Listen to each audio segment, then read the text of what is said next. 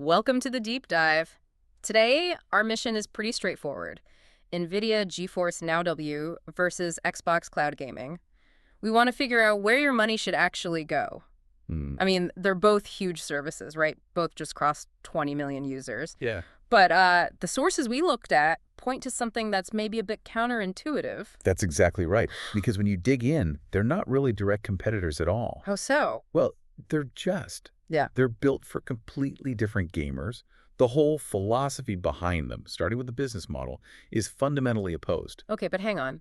The top tiers for both, the ultimate tiers, they cost exactly the same. $19.99 a month. Yeah. Surely most people just see that price tag and assume they're the same kind of product. And that's the trap. It's Yeah. the critical distinction. GeForce NW, let's call it GFN, that's an ownership model. Ownership. Yeah, that $20 is just to rent their high-end hardware, the servers. You're still streaming games that you have to own separately on, Steam or Epic or GOG.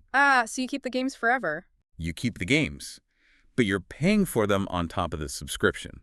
And Xbox Cloud Gaming, or XCG, is the opposite. That's the rental model. Exactly. It's not even sold on its own. It's just part of Game Pass Ultimate for that same $19.99.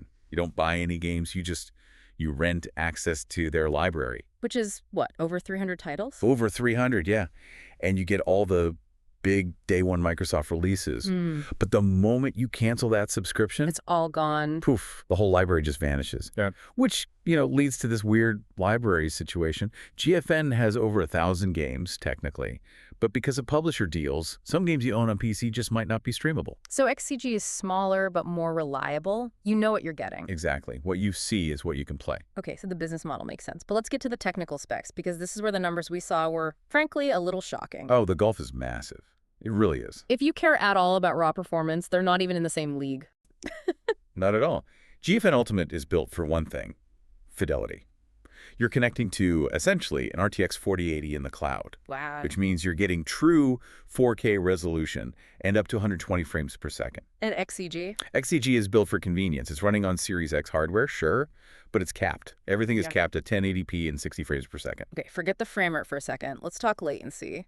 This is what really separates the casual from the competitive player. GFN was averaging around 80 milliseconds in tests. Pretty good. Very snappy. But XCG, I mean, it was over 300 milliseconds on a browser. Doesn't that just kill it for almost any fast-paced AAA game? It makes it incredibly difficult. Yeah. I mean, can you even call them competitors when one service basically cuts out entire genres of games you can realistically play? That delay plus the 60 FPS cap. Yeah. Any serious player would feel that instantly. Instantly. And speaking of limiting the audience, GFN has a huge edge in device support, too. It runs on Windows, Mac, Linux, Chromebooks, smart TVs. Whereas XCG is still missing Mac and Linux support, right? Wow. It is. Which means for a huge chunk of users, GFN is literally the only option. So, to wrap it up, the verdict from the sources seems pretty clear. It all depends on what kind of gamer you are. Completely. You should go with GFN Ultimate if you've already got a big PC library and what you care about is performance. You want that 4K, that 120 FPS, and super low latency. Right. And you pick Xbox Cloud Gaming if what you want is content. If you want hundreds of games at your fingertips, day one releases, and you don't want to worry about buying games one by one. It's performance versus variety. That's the choice. Simple as that. You know, thinking about that latency gap, 80 milliseconds versus 300 plus, it really raises a final question for you to think about. Which games, the fast-paced shooters, the fighting games, which ones become fundamentally unplayable on that slower service? And what does that really mean for the future of cloud gaming as a competitive space? Something to chew on.